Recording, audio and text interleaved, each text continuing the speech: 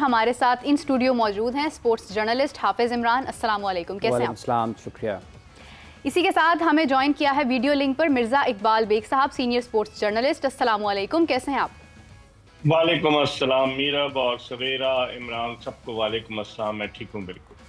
इसी के साथ हम जानते हैं कि व्हाट्सएप इन स्पोर्ट्स में हमारे पास क्या खबरें हैं। सबसे पहले व्हाट्सएप इन स्पोर्ट्स में ट्राई नेशन सीरीज़ की बात की जाए तो ट्राई नेशन सीरीज़ के लिए आज से ट्रेनिंग सेशन का जो है वो आगाज़ हो गया है। पाकिस्तान, अफगानिस्तान और यूएई के दरमियान ये ट्राई नेशन सीरीज़ 29 अगस्त से शुरू। सैलाब ज़दगान की इमदाद के लिए कौमी क्रिकेटर्स पर मुश्तमिल चैरिटी मैच के इनेकाद का फैसला। T20 मैच में शाहिद आफरीदी और यूनुस खान समेत कई साबका और मौजूदा खिलाड़ी शिरकत करेंगे और इसी के साथ मैच की टिकटों से हासिल होने वाली आमदनी और तशहीरी रकम सैलाब ज़दगान के लिए खर्च की जाएगी। वर्ल्ड एथलेटिक चैंपियनशिप की बात करें तो अरशद नदीम की भरपूर तैयारियां जारी हैं। इंग्लैंड से सर्जरी के बाद लाहौर के पंजाब स्टेडियम में जैवलिन थ्रो ट्रेनिंग के सेशंस। अरशद नदीम का कहना है कि शुक्र है सर्जरी के बाद दोबारा पांव पर खड़ा हुआ हूं। पाकिस्तान का प्रो हॉकी लीग की डेडलाइन बढ़ाने के लिए राब्ता। राना मुजाहिद के मुताबिक मुतल्लिका हुकाम से मुस्बत इशारे मौसूल, अच्छी पेशरफ्त मतवक्के। राना मुजाहिद साहब मुस्बत इशारे तो बता रहे हैं, मगर साथ साथ ये भी जान लें कि जो पाकिस्तान हॉकी फेडरेशन में मुबैना माली बेज़ाब्तगियों का जो मामला चल रहा है उसके लिए आईपीसी मिनिस्ट्री ने पीएचएफ के सदर तारिक बुख्ती साहब और सेक्रेटरी जनरल राना मुजाहिद साहब को तलब कर लिया है।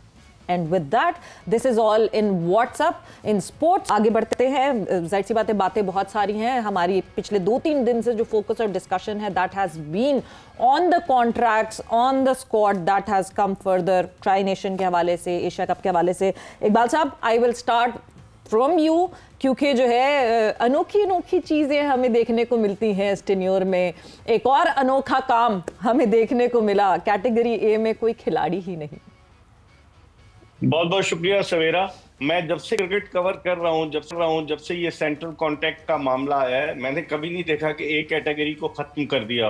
और पाकिस्तान क्रिकेट बोर्ड ने सुना है अपनी शिफत मिटाने के लिए कहा है कि कोई खिलाड़ी ए कैटेगरी में जाने का अहद नहीं था। अब इनसे कोई पूछे कि आखिर आपने, बाज़ लोग तो ये कह रहे हैं कि इंतकामी कार्रवाई है बाबर आजम के खिलाफ। मैं बाबर आजम का बड़ा नाक़िद रहा हूँ, लेकिन बाबर आजम क्या इस काबिल है कि एक ही लकड़ी से आप सबको हाथने लग जाएं? हसन अली भी उसी बी कैटेगरी में है, शादाब खान भी उसी बी कैटेगरी में। कितना खेलें शादाब और हसन अली, कितना खेलें? लेकिन मेरी समझ में नहीं आ रहा।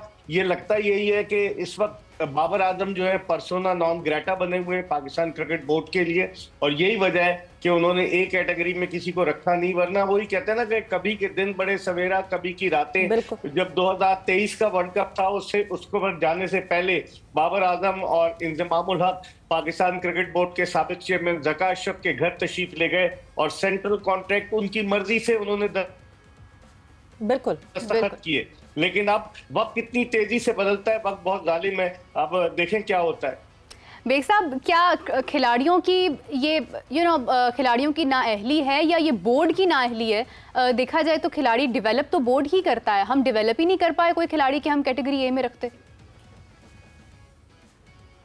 बिल्कुल मीरब, ये बोर्ड का काम है कि वो क्रिकेटर्स को जो है वो इस तरीके से ग्रूम करे कि वो पाकिस्तान के सरदिलाली परचम की सरबुलंदी का सबब बने। अब आप देखिए कितने खिलाड़ी आए और चले गए। कहाँ गया आकिब जावेद, कहाँ गया जादाद खान, कहाँ गया वो बैट्समैन उमैर बिन यूसुफ, कहाँ गया मोहम्मद अली, एक तवील फहरिस्त है जो खत्म होने का नाम नहीं लेगी, कहाँ गया हसीबुल्ला। तो ये सारे खिलाड़ी, इनको ग्रूम करना पाकिस्तान क्रिकेट बोर्ड का काम है। आते हैं और चले जाते हैं। तो ये किसका काम है? ये बोर्ड का काम है। जब भी तो आपका कॉम्पिटिटिव लेवल बढ़ेगा और जब भी आप फिर पाकिस्तान क्रिकेट की कैटेगरीज में भी आएंगे और टीम के लिए भी खिदमत सर अंजाम दे सकेंगे। कंपेटिटिव लेवल तो हाफिज जब बढ़ाएंगे ना, जब कोई प्लेटफॉर्म ऐसा देंगे जिस तरह का प्लेटफॉर्म, मतलब हम तो बात ही यही कर रहे थे जी, चैंपियंस कप ये, चैंपियंस कप वो, जिसकी वजह से कायदे आज़म ट्रॉफी का हमने जिस तरह करवाया कायदे आज़म ट्रॉफी, वो हम सबको पता है। मगर वो कहते हैं ना कि आसमान बदलता है रंग कैसे कैसे। तो इकबाल साहब ने जो बात की है कि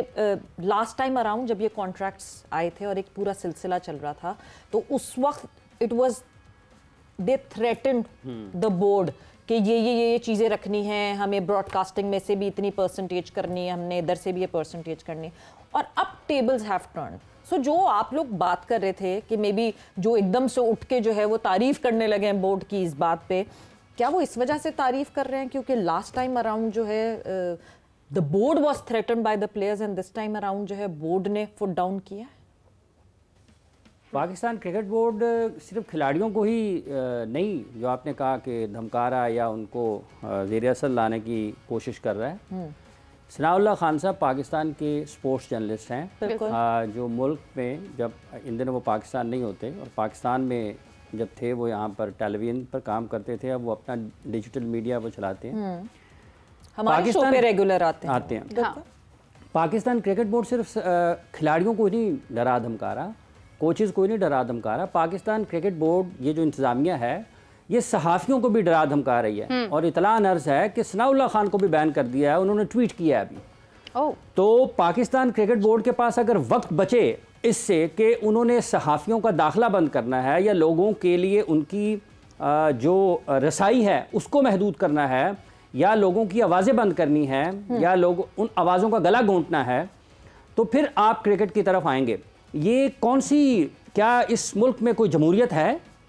इस मुल्क में कोई आवाज़ बुलंद करने वाला है कि जब आपके खिलाड़ी आपकी क्रिकेट अपनी रैंकिंग देखें कि आप कहां पर खड़े हैं? आप बांग्लादेश के खिलाफ हारे हैं बांग्लादेश में, आप वेस्ट इंडीज़ के खिलाफ वेस्ट इंडीज़ में हारे हैं, आप अफगानिस्तान के खिलाफ 2023 के वर्ल्ड कप में हारे हैं, आप आयरलैंड जाकर आयरलैंड से हारे हैं, अमेरिका जाकर अमेरिका से हारे हैं। तो दाखिला तो बंद उन लोगों का होना चाहिए पाकिस्तान क्रिकेट बोर्ड ने जिन्होंने इस हालत तक पाकिस्तान को पहुंचाया है। आज आपने उसको बैन किया है, इससे पहले आशिर भट्ट को बैन किया, उससे पहले एक और मुजम्मिल को बैन किया, कादिर ख्वाजा को बैन किया। ठीक है, आप किस को बंद करेंगे? ठीक है, आपको लोगों के चेहरे पसंद नहीं हैं, आपको लोगों की आवाज़ें पसंद नहीं हैं, तो जनाब पूरे पाकिस्तान को और दुनिया भर में जितने भी पाकिस्तान शायकीन है क्रिकेट के, पाकिस्तान क्रिकेट के शायकीन है, उनको आपकी कारकर्दगी पसंद नहीं है, तो आपका क्या करना है फिर? तो ये भी बैन कर देना चाहिए फिर अगर आप लोगों की कारकर्दगी नहीं। इकबाल साहब, वैसे वाकई ये एक वो कहते हैं ना आवाज दबाने वाली बात कि मेरी तारीफ करो, मेरे लिए तालियां बजाओ, तो मैं सारी मेहरबानी आप पे करूंगा, मगर मेरे खिलाफ अगर सही भी क्रिटिसिज्म करोगे तो मैं बेड़ियां पहना दूंगा। यही चल रहा है इस वक्त पाकिस्तान क्रिकेट बोर्ड में।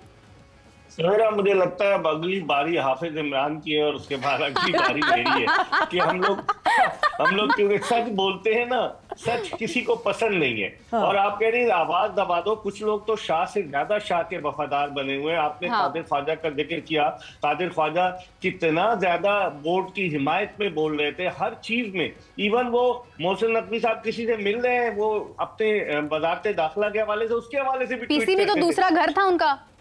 हाँ, तो वो अब वो घर बेघर हो गए बेचारे, बेघर हो गए। अफसोस होता है, मुझे अफसोस होता है। लेकिन ये है कि आप तनकीद को बर्दाश्त करें, तनकीद बराए तनकीद नहीं होनी चाहिए, तनकीद बराए इस्लाह होनी चाहिए। और हमारी कोशिश यही है, ना तो हमें क्रिकेट बोर्ड से कोई टिकट लेना है, ना हमें क्रिकेट बोर्ड से कोई दौरा करना है। हम पाकिस्तानी हैं, पाकिस्तान से मोहब्बत करते हैं, क्रिकेट हमारा ओढ़ना बिछोना है। 30 साल से मैं इस फील्ड में हूं, तो अब मैं कहां चला जाऊंगा? रेडी तो लगाऊंगा नहीं, मुझे इसी तरफ जाना है। पाकिस्तान क्रिकेट के हवाले से या दीगर खेलों के हवाले से बात करनी है, तो मेरे ख्याल में ये सही नहीं है। और आमिर मीर साहब वो खुद मारूफ सहाफ़ी वारिस मीर साहब के साहबजादे हैं कि जिनका एक बड़ा मकाम था, वो सहाफत पढ़ाते थे उनके वालिद, तो उनके होते हुए अगर पाबंदी लग रही है तो मैं समझता हूँ ये सरासर ज्यादती है।